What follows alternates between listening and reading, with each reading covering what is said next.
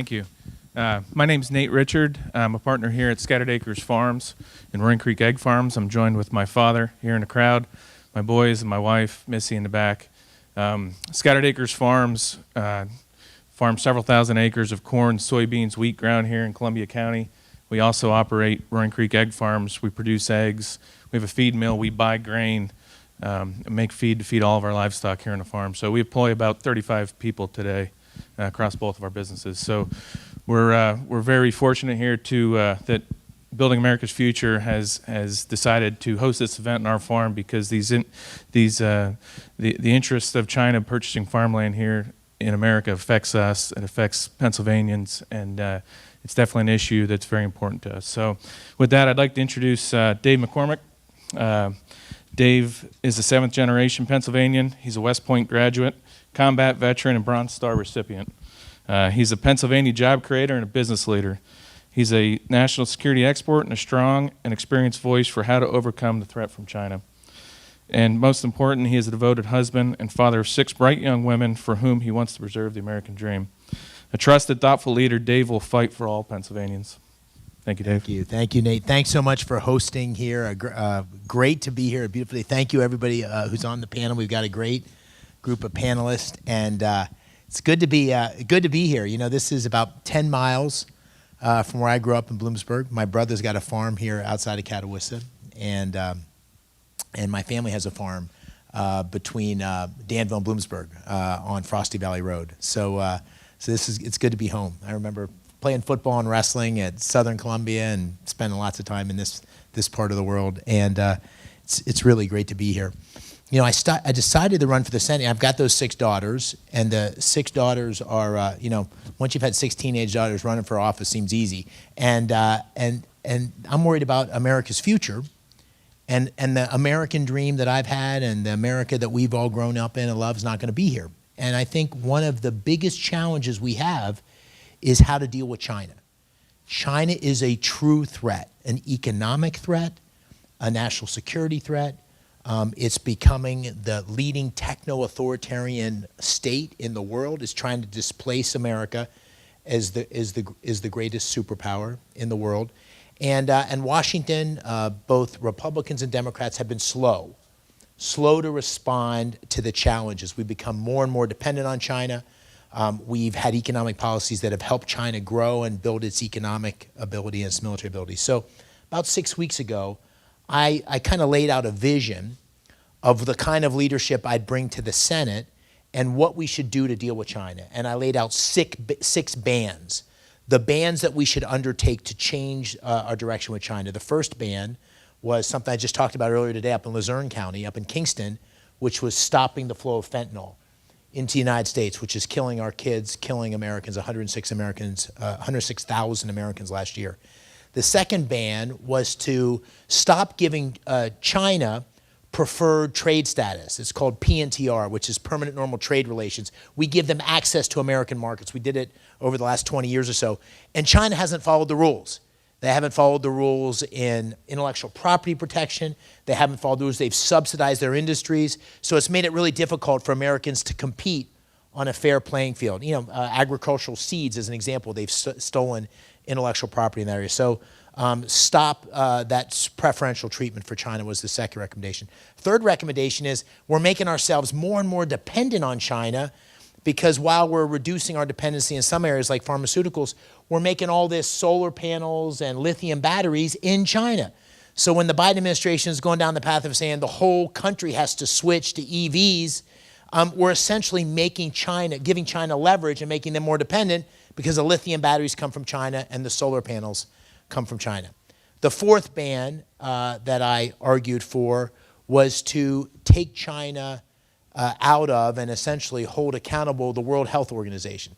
So we had this huge crisis called COVID. It killed millions of Americans.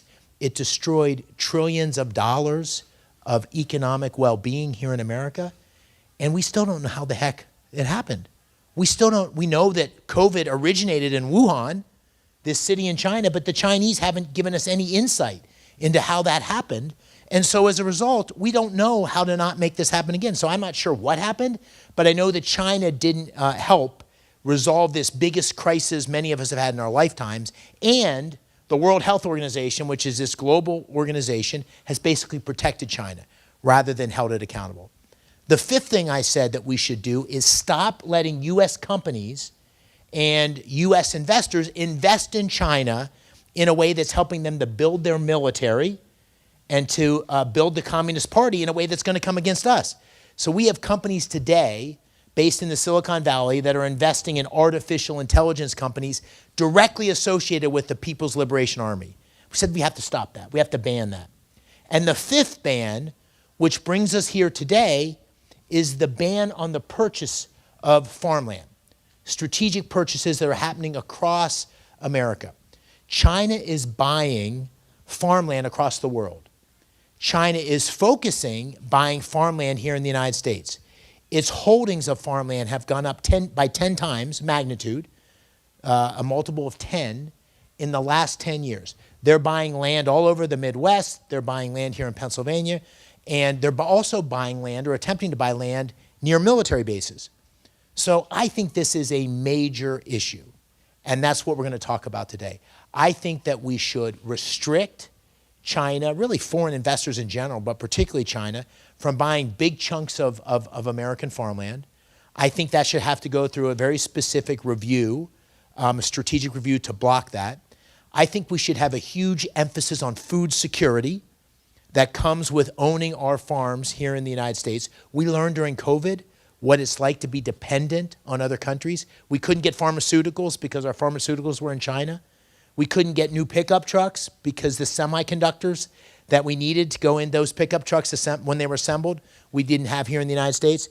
We do not want to be dependent on other countries owning our food supply, and we don't want to sell our precious farmland to foreign powers, particularly China. And that is the final ban that we're talking about here today. Pennsylvania, as you all know, is incredibly dependent on farming. We have 52,000 farms here in Pennsylvania. We have $174 billion of GDP, of economic activity from our farms.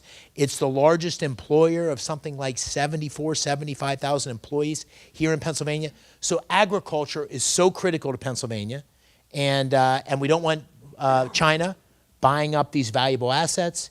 And we need to have senators or leaders, but in the case I'm talking about, senators who are going to fight with a vision for how to protect Pennsylvania, how to protect America, and how to protect our farms. So that's the context for today, and I'm looking forward to a great discussion. Thank you.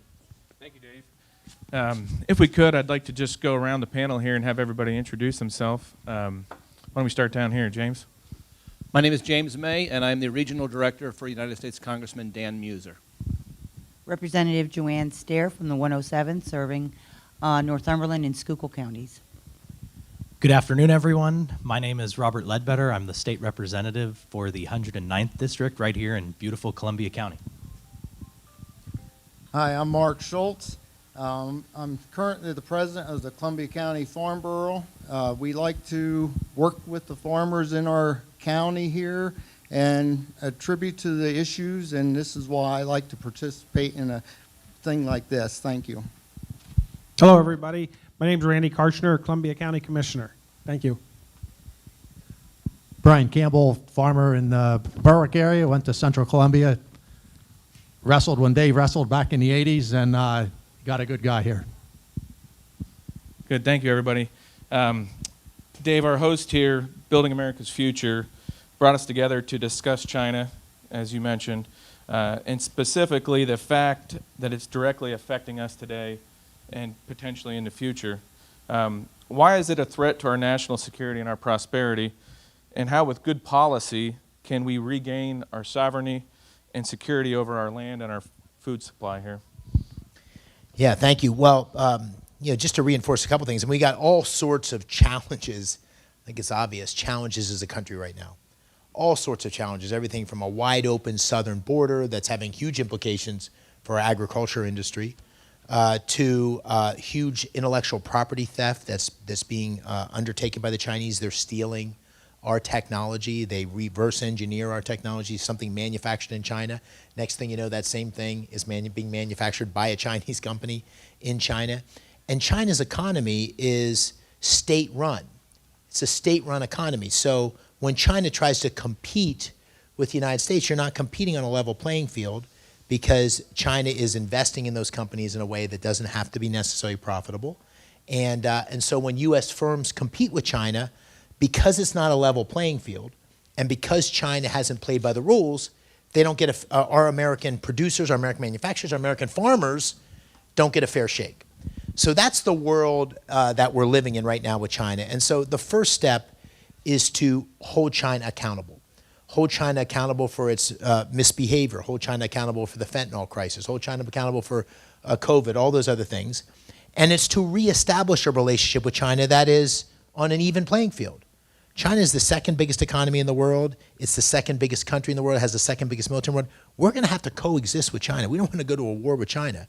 But we also want to have a relationship with China that's based on fairness and recognize that China poses a real threat.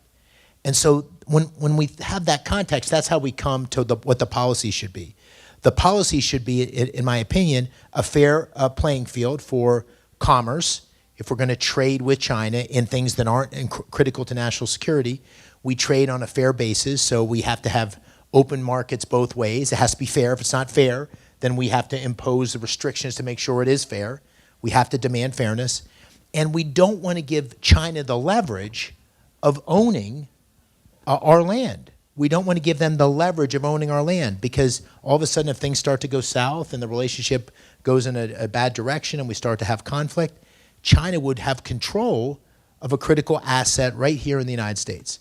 The other thing that's a problem is the more China integrates itself into our agriculture industry, the more intellectual property theft can be a real problem. So we have great advancements in our agriculture industry. We have great advancements in seeds, great advancements in innovation, great advancements in how we're farming that's creating greater productivity in farming. We need to protect that strategic advantage we have. And in fact, we need to invest more in the basic research and development that's going to make our agriculture industry even more productive into the future.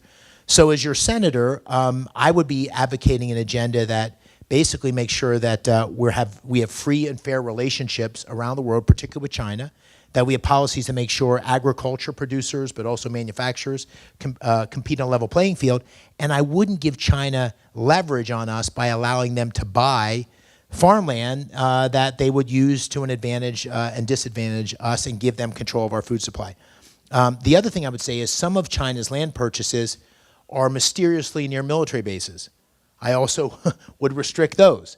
So I do not want the Chinese making strategic purchases in the United States. I would have a process that would block that, and I think that makes America safer and more prosperous. Thank you, Dave. And I'd like to open up, too, to the audience. If there's any questions or anybody here in the panel has any questions for Dave, feel free to raise your hand or go ahead and ask. Randy? Well, Dave and I talked about this a little bit. A few states have already restricted some bans on purchasing from China. Can you elaborate on that? Yeah, see how hard it is? Yeah, there's been 14 states that have put various restrictions in place on the purchase of farmland. But this is a national issue. What is the national government responsible for? What's the United States Senate responsible? It's responsible for issues that are critical to the entire country. And so what I'm saying is we should have a regulatory framework. We should have a set of restrictions nationally. So the Chinese can't play games between Kansas and Iowa or Pennsylvania and Ohio. We need to have a path, a model for restricting these farmland purchases across our country. So it does happen at the state level. I think those state legislators have been smart. They've said, okay, this is a real problem, but we need something at the national level. Frankly, we need a senator who's going to lead and understand the national security implications of being soft on things like this. And fortunate enough to be in the Senate, that's the kind of agenda that I'd bring to the table. Good. Thank you. Any other questions out there? Jim? So what's going to happen with property that China owns now? I believe it was Arkansas where they owned basically, I think it was Syngenta. They took that over. What's going to happen? They were trying to basically take the ground back. Yeah, I don't know. The short answer is I don't know. Right now, as I looked at the briefing coming in here, I think it's something like 370,000 acres right now the Chinese have bought. So relative to foreign ownership of farmland in the United States, it's relatively small. What's concerning is it's growing like this. And, you know, this is one of the things about the United States is we have rule of law, obviously, so you can't just grab someone's grab someone's property rights. That's what protects us all, usually. Sometimes the government gets a little enthusiastic. So I'm not sure how that would be litigated, but ultimately we don't want them to buy more farmland. And I think we want to look very carefully at the national security implications of the property or the land that's been bought. The farmland's a problem, but right now it's at a relatively small level. The property that's owned next to national security facilities, I have much more concern about. And the reason, obviously, is that with technology evolving the way it is, that proximity gives you a window into what's happening on those bases. And interestingly enough, if you go to other countries like Australia and some in Europe, the Chinese have bought land or tried to buy land near those military facilities. So this is part of a strategy to gain leverage and intelligence. We have to stop it. Nate, Go ahead. I'll just jump back into that, Jim. One of the things that I'm encouraged by looking at this panel, and you all should be too, Dave alluded to it, there certainly needs to be that federal framework, and that would allow those consistencies state by state. However, we have county officials, we have state officials. I was proud to co-sponsor House Bill 35 or House Resolution 35 that begins on that path that Dave was alluding to on banning the communist China coming in and buying agriculture ground within Pennsylvania and around military bases and places that they shouldn't be. And so that's one of the things that I think we should take away from this, Jim, is that we can remain vigilant. Agriculture is the #1 industry in Columbia County. And I know everyone in this room knows that. I know everyone on this panel knows that. But what that means to me is the same thing that Dave is focused on, Representative Stair and I can be focused on, Congressman Muser can be focused on, Commissioner Karshner can be focused on, in layering our defenses against this at the county level, at the state level, at the federal level. Some of you in here are township supervisors. We live in a commonwealth, and one of the things that I take great pride in is the strength and authority that our local government has. And so it's important that we get out ahead of this because, to your point, Dave, it's not slowing down. It's not slowing down. And so if we know it's happening, Jim, we need to make sure that we have those discussions with our township and our zoning officers, with our commissioners, with our state representatives. I know this panel is aware of the problem, and we're doing what we can to continue pushing against it and putting those guardrails in place to avoid it from happening. But having you guys be vocal within the community and understanding the issue also gives us the support to ensure that we continue down that path. Yeah, I couldn't agree more. And the point you made that's sort of embedded in there is how many of us, probably everybody in this audience, has lost faith that the government can get much done. Like we've all sort of like, you know, it's one of the main things I thought about when I decided to run for the Senate. Like, can I actually, you know, winning's one thing. If I win, can I do anything, right? And I'm convinced that I can do something, but the way it happens is sort of the way it's happening in this room. So if you have a U.S. Senator that's going to come into communities like this, roll up their sleeves, work with officials at the county level, at the state level, it's like a team effort, bring people together. By the way, it's not a Republican and Democratic thing. It's a like getting stuff done thing for the people of Pennsylvania. That's the way problems get solved. That's the way we're going to solve the fentanyl crisis, which I talked about a couple hours ago. That's the way we're going to deal with strategic purchases of farmland. That's the way we're going to fix the country. And it's going to start in rooms like this with an integrated team of people that say, hey, we got to fix the problem. And so I'm glad you made that point because, you know, this isn't some wave your hand, the new senator is going to solve everything. It is actually working with everybody at all levels of government. So it's a team sport. And this is one where we can do a lot quickly because the problem's clear. Thank you. Any other questions out there?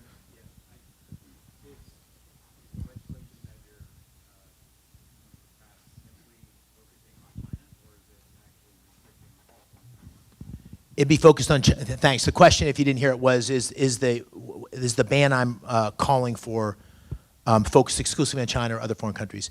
It's China to start with. China to start with. I think we have an existential crisis. That everybody uses that word too much, but what that means is we are at an inflection point where we have to have an integrated strategy for dealing with China. It's almost like a frog in boiling water kind of thing, where the risk from China is growing, but you see just modest incremental changes. There hasn't been a like, okay, we're at risk, break the glass. We got a real problem. And so the agenda I laid out is a China-specific agenda with the 6 bands that I talked about. And some of those bands are applicable elsewhere.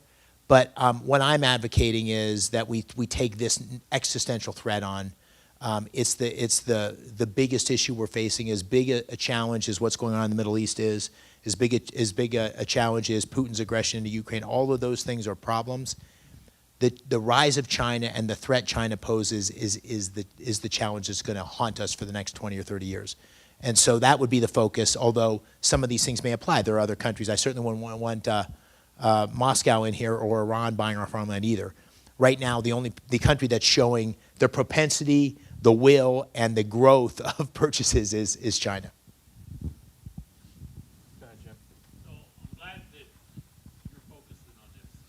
My question is, for the amount of money that's built up, of course, between the United States and China, without replacing all the representatives and senators that are now in place in Washington, how do you think you're ever going to get them on board to get these policies in place? Yeah. There's a lot of money made in the stock market, and we all know who's making out the best on the stock market. Not most Pennsylvanians. I see it being an issue that you're going to have a lot of pushback. Yeah. Yeah, listen, it's there's no doubt about that. The relationship with China over 20 years, there was a kind of a big bet. There's a big bet that Republicans and Democrats made. This wasn't one side or the other. Both parties made this bet. And the bet was if we brought China into the global trading system and we lowered tariffs and made it easy for China to grow and trade with the United States, that'd be great for China. It'd be great for America because we'd eventually get access to Chinese markets and American agriculture producers and everybody else could sell into China. And that would make China a more benign country. The bet failed. It was a bad bet. It was a bad bet because essentially what happened is we got cheaper stuff from China that when you go to Walmart and buy stuff, it's cheaper than it would have been otherwise, some things at least, less so now than ever. But China never opened up its markets. It never made it easy for U.S. companies to trade, and it stole all of our stuff, stole our intellectual property, and did all sorts of other things. Like I said, there needs to be a reckoning. There needs to be a reset on what that relationship looks like. And it's going to be very difficult, as you're saying, to do that in one big splash. But the way that I think about it is like a target, like a bullseye. Think of a bullseye with rings around the bullseye, like a dartboard. And at the red-hot center of the dartboard are industries where you could never think you want those in the hands of China. Never. Semiconductors, pharmaceuticals. Do you want your pharmaceuticals? I was shocked to learn that our pharmaceutical supply chains depend on China, right? Do you want your farmland in the hands of China? That's the red-hot center. Like, of course, it's obvious. I'd like to find the person on the floor of the Senate that wants to debate me on the argument that we should let the Chinese buy our farmland. I'd like to meet that person because I think I'll win that argument. Same with semiconductors, same with pharmaceuticals. Then there's the second concentric circle. Those are things that are still super critical, but there's at least an argument that other countries could produce them. And it goes on and on and on, those different, and there's lots of things that we can continue to have economic relationship with China on, and doesn't put our economy or our national security at any risk. And so that's the kind of framework I think you need, and you start with the things that are just indefensible. And I think we can make real progress on that. And honestly, part of why I'm doing this and coming out and speaking with folks like you is I want to make sure I understand those things clearly through the eyes of the people that are most affected by the relationship with China. As I said, I was in Luzerne County this morning, and I'm talking to a young woman that used to be an addict and is no longer an addict and went through the rehab, and the prosecutors that are prosecuting the fentanyl dealers and the police officers that are dealing with the gangs, the cartels from Mexico. I want to see the person that was going to make the argument that we shouldn't ban fentanyl from China. So anyway, this is trying to strengthen my argument so when I go into the ring and fight, I win the battles that we got to win. But it's going to be hard, no doubt. I've heard Congressman Muser ask that same question about how do you ever get things done, and it's a valid question. I mean, when you see what's taking place, and he gives sort of the standard answer, and then he says, we also need to get people like my good friend, Dave McCormick, in the Senate, because essentially what happens now is, if something along these lines is being passed in the House, many times it gets killed in the Senate or it doesn't get passed in the White House. And right now, Congressman Muser, as an example, has legislation where he's trying to stop this pause that's on the LNG, the liquefied natural gas, taking place right now. And he has legislation that's trying to stop the pause that's taking place. And you say, how does that impact what's happening here with China? Well, you mentioned before, I think it was number 4 or number 3, reduced dependency. Right now, once we do that, we become more dependent on the solar panels, and it's maybe intentional, but it increases our dependency on China. But the answer that I've heard Congressman Muser give is that yes, we do need to see what we can do to make sure that we can get more things done. But the way we get more things done is to have more people working alongside us in both the House and the Senate to make sure we can get those things done. Yeah, that's a good point, and Muser's a good example. The other thing I would say is, some of you in this room know me, some of you don't know me, but I think it's important that the people that are going into public life, it's not a career. This isn't when the founders signed the Constitution, they didn't have this idea that people are going to graduate from college and spend 40 years in politics, and that's how they're going to make their life and their living. So, I'm a Bloomsburg kid. I've been way more successful than I ever thought or dreamed of, certainly than my dad ever thought it would be. And so I don't need the job. The job's not even going to be that much fun, to be honest with you.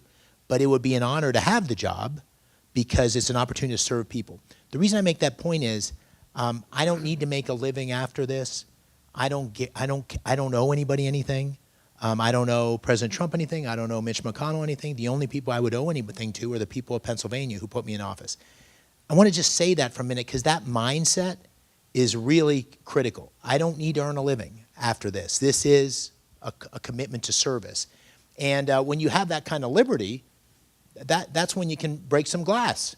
And breaking some glass is what we need right now. We don't need incremental change. We need glass breaking. So, Dave, to follow up on that, where is Senator Casey coming up short right now?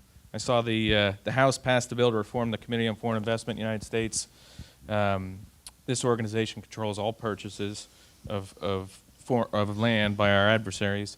The Senate has a similar bill, but Casey isn't on it. Yeah. Well, our sponsor, I want to say especially our sponsor is not sponsoring a political event. So this is a topic, but I can speak to that. That is just I'm obviously running. I think it's been AWOL. I think there's been very little leadership from Senator Casey on agriculture issues. Go to the farm show, like I did a couple of times a few weeks ago, and stop in the dairy farm or the cattleman or any place and say. And I ask the question, what are the most important issues? They lay out the issues. It's whole milk in schools, or it's tax policy for succession of family farms, or it's how inflation's, kicking the butts of lots of farmers, or it's labor and the challenges of getting legal migrant labor. Those are the issues I hear about. And then I ask the question, what's Senator Casey done on this? And the answer is, well, we've never seen Senator Casey. And yet this is the biggest industry in the Commonwealth. So I am very committed to being deeply engaged on these issues. I don't pretend, Matt knows, we have a farm, but I don't pretend to be a farmer. That's an honorable distinction that you have to earn. But I am sympathetic and very engaged on these issues. And so I think it's very important that our Senator from the Commonwealth focus on these issues. And as it relates to China and the strategic ban on farmland purchases or a strategic review, a national security review, nowhere. He's been AWOL on it. And I think it's probably because he's been AWOL on a lot of issues, and he's been particularly AWOL on issues that affect our farmers. And so I would be the opposite of that. Thank you. Any thoughts on that? I'd like to, if I could, just to Jim, and I was at a forum last year. I was running for county commissioner, and it came up, and this subject means more to me today because of that forum, but there's a lot of conflict around the world right now, and and I don't know where that's going to go. But the United States has some pretty big muscles, and when I say muscles, I'm talking about the military and our artilleries and whatnot. But it doesn't matter how big your muscles are. The person that controls the food controls the country, and that's where we're headed. If we let China or other countries control our food, it doesn't matter how big our muscles are when it comes to war. Thank you. Do we have any other questions for Dave up here? Go ahead. Just one comment. Many years ago, when we were down in Washington with the Farm Bureau, the comment was made by Lou Barletta that our food is our biggest national security issue. And that has to be emphasized with every American. People don't realize where the food comes from. Yeah, for sure. It's also a source of power to be not only be able to feed your own population, to be a source of food for the world. Just like it's a source of power to be the biggest LNG producer in the world and be able to export. So I look at it on multiple levels. To be able to feed your own population, of course, we've got to have that. We couldn't put that in the hands of somebody else. But then to be the most productive country in the world in terms of exporting, look at what happened to Europe when Russia invaded Ukraine. Ukraine is the biggest producer of wheat to Europe, and all of a sudden the Europeans are not able to get the wheat they need. Price of wheat shoots up, and this is what happens. So it's a source of power that we are the most productive agriculture country in the world, that we can feed our own population, export. It's the same with natural gas. And I'll just bring that together here because natural gas is such an important part of our economy in Pennsylvania. It's in many ways why a lot of family farms still exist, because people found natural gas in those family farms, and that's allowed people to continue the family farms. Keeping these family farms in place is really critical. That is not going to just happen. We've already lost. I looked at the numbers 15 years ago, something like that. We had 60,000 family farms. We have 53,000 family farms. It's declined by 15% or something like that. A big reason for that is it's just been hard to make these work economically without scale, right? Second is our tax policies make it really hard to transition from generation to generation, right?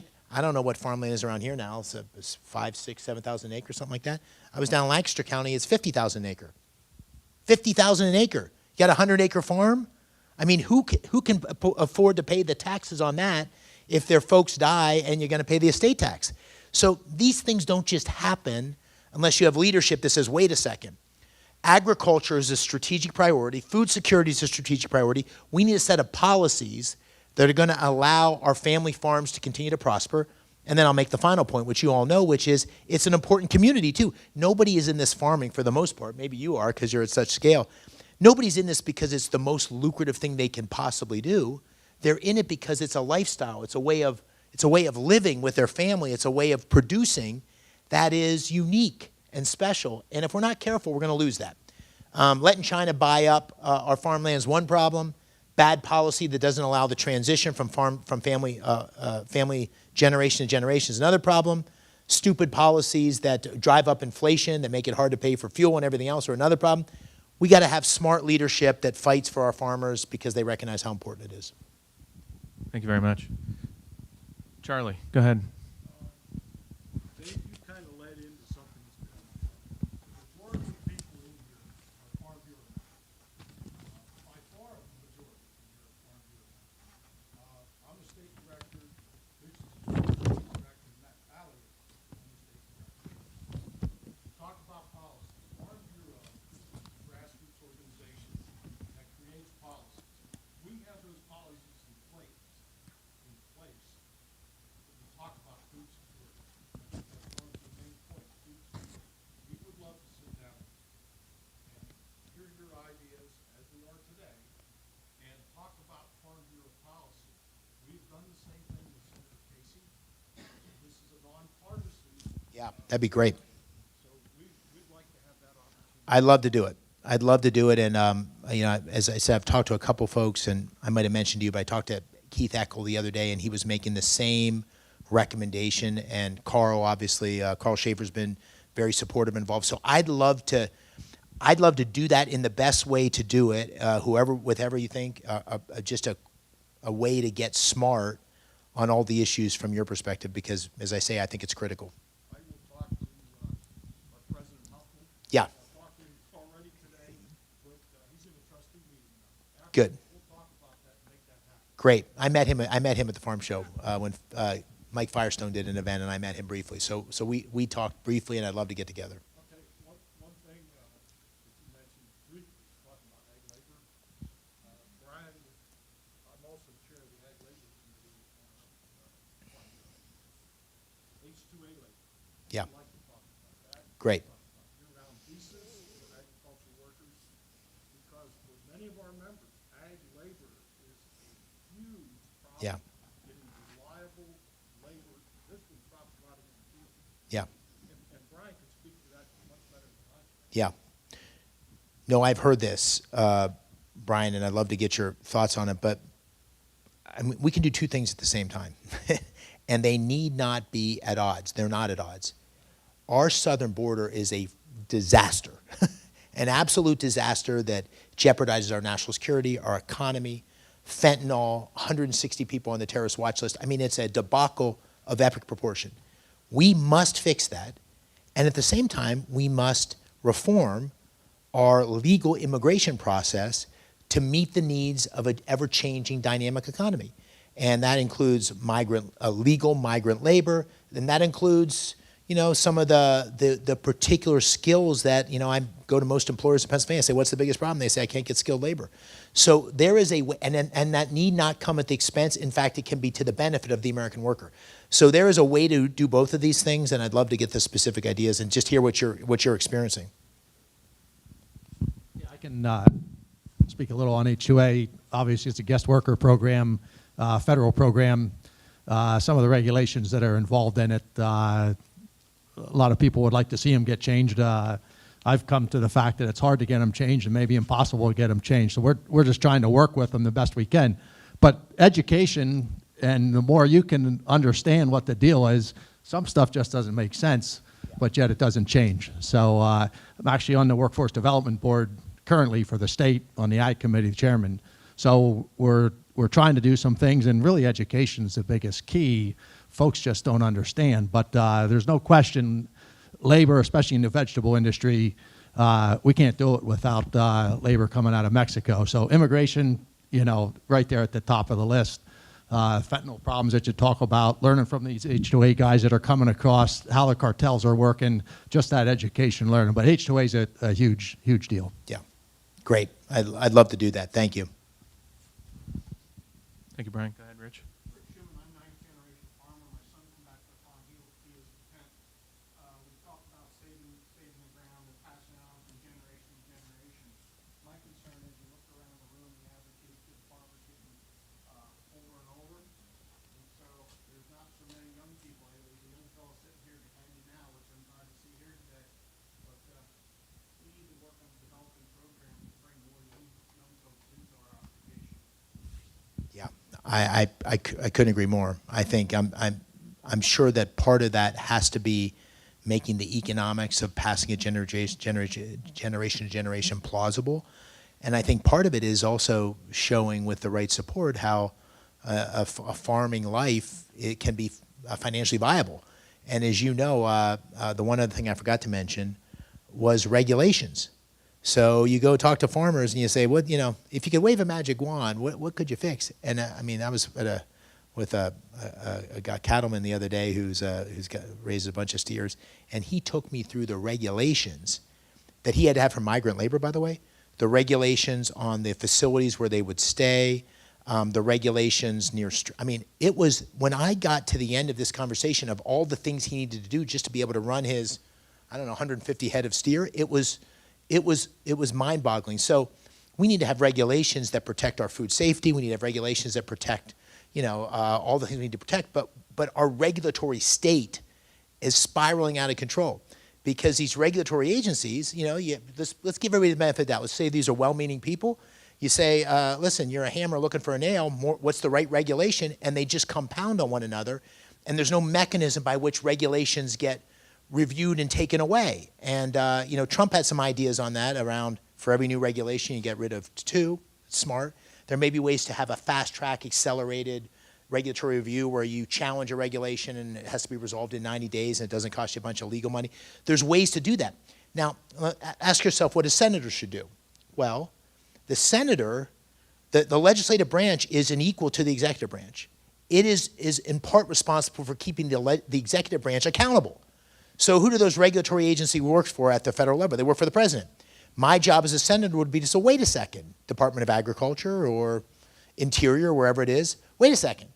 Why is that the process for permitting reform for natural gas? That seems extraordinarily labyrinthine and burdensome to do something very basic. Same with agriculture regulations and so forth. So sorry to go off on that rant, but I think that I can potentially play a big role on that as well as a big advocate. And you will know better than I of what it takes to get young people excited. But I think part of it's making it the vibrant future opportunity that it can be and will be, the lifestyle that I think so many people have taken so much satisfaction from. Yes, sir. So just to follow up on you talking about regulations. So regulations force a lot of our industry out of country. Right now, we depend on quite a bit of import for the agricultural sector. How things are going to play out with the shipping lanes being disrupted for fertilizer or whatever comes across. Input costs right now are said to entice our young people to get into the agricultural business. I just did some figuring here for an insurance agent. We want to do some numbers and been talking to some legislators out in Washington State, but we want to know input cost, how much we're getting into raising corn, beans, or whatever. So I kind of figured out, but anyway, to figure everything in, I'm just going to say for the way grain prices are right now, which we're not exporting much to China, they're not buying, but we're buying their technology to put in the ground to raise this stuff, but they don't want it back. So now our input cost to what we're making, and I'm just going to use a figure, $75 an acre is what you're making profit compared to your input cost. What's your thoughts on backing off on some of the regulations so we can have companies in this country producing this stuff that we don't have to pay extra shipping and costs and everything else involved, that we can farm and make it profit to entice our young people to farm? Yeah, that was the point I was trying to make, which is the regulatory burden. It's not just farming, it's manufacturing, it's everything. The regulatory burden increasingly makes American manufacturers, American farmers uncompetitive. So I'm not saying do away with all regulations. I'm saying that what's happened is that in pursuit of reasonable goals, environmental food safety, environmental cleanliness, all these things, in pursuit of good, logical public service goals, we've lost the thread, we've lost the narrative, we've lost the story in terms of what we're trying to do here. And I think the agriculture industry is one place that seems evident, but it appears evident to me across. And again, look at these regulatory agencies. Look at how much they've grown in the last 10 years, the last 20 years. I went to 1960, the Federal Register of the regulations for the federal government, or something like this. It's like this now. It's compounded, it's grown over time. So the only way to deal with that is systematically. You have to basically say, what's the mechanism by which regulations get reviewed, the cost-benefit analysis is considered, and what's the mechanism by which regulations are grandfathered? Wait a second, that thing that made sense in 1965 doesn't make sense anymore. That's the process that I think we have to go through, and it'll make all businesses more competitive, particularly including the ag industry.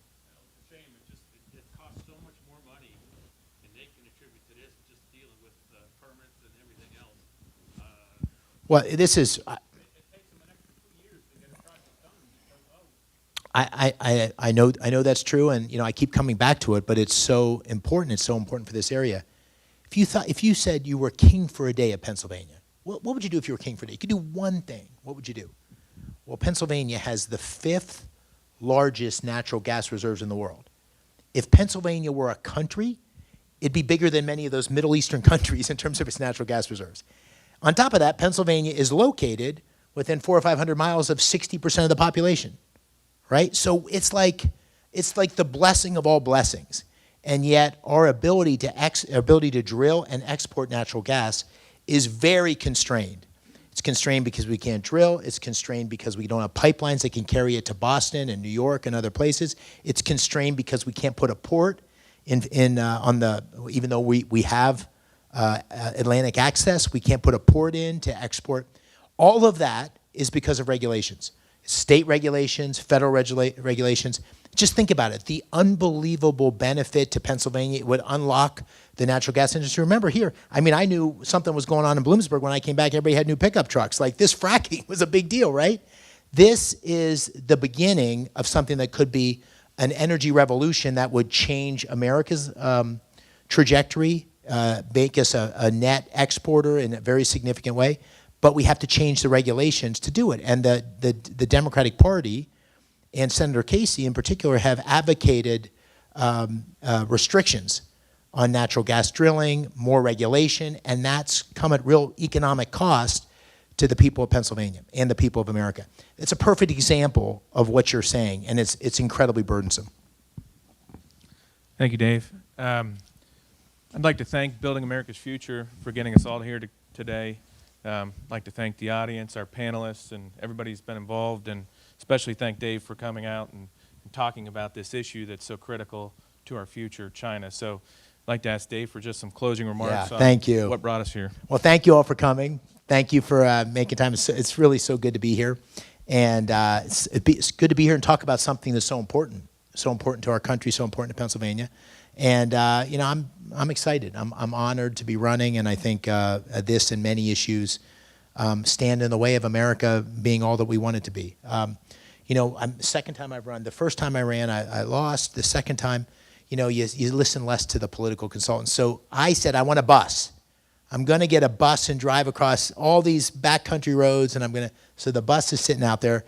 My wife was totally opposed to the bus, and I said, honey, if it doesn't work out, we'll take that bus and we'll go across the country, be a second honeymoon. So she wasn't that excited about it, but the bus is out there, and you can sign the bus. So if you would, on the way out, sign the bus. It's going to be running across our great Commonwealth for the next 9 months, and it's all part of a plan to really not only get Pennsylvania moving in the right direction, but take back the country. Thank you all for being here. Having a great strategy to deal with China is at the key to all of this. And thank you for Building America's Future for hosting a great event. Thank you all for being here.